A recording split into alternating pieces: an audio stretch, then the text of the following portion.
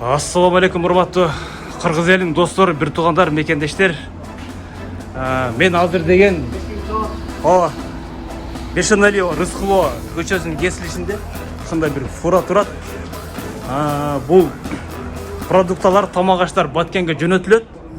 Эгерде кимде-ким ушундай Баткендеги жердештерибизге жардам берем деп тургандар болсо, дал ушул Бешеналио Рыскулова көчөсүнө келип, колуңуздардан келген жардамды бериңиздер.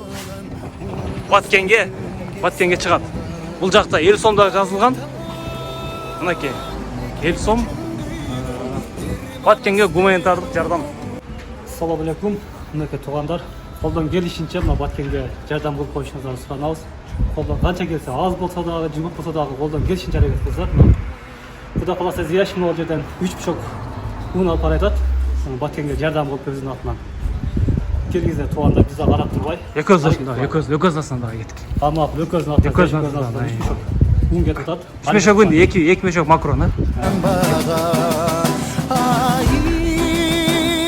Кыргызстаным сенин ачык болсун асманың. Үйүңүздө буюмдар болсо, ушул даректи айтсаңыздар, Жорго таксиде иштеген кызматкерлер бекер эле акысы жок эле алып келип таштап коюшат.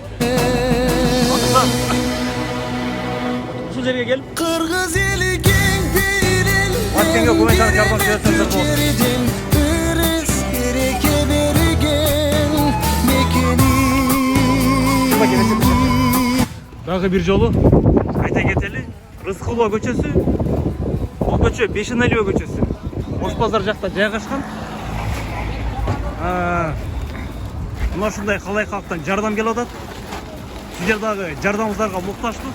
Колуңуздардан келген жардамды бериңиздер. Дареги Бешеналио көчөсү, Рыскулова. Ынтымак болсо биз жеңебиз бар. Бом элден келген аштарға кайра ел казып алып келдим, калдыбыз да. Көп түгүзө көл болуп келдиңиздер. Ушундай мала кыргыздан колдойду. Бириндик, Кыргызстанга бириндик гана керек да туугандар. Жараткан бейпил жашоо берсин, тынчтык болуп элимде.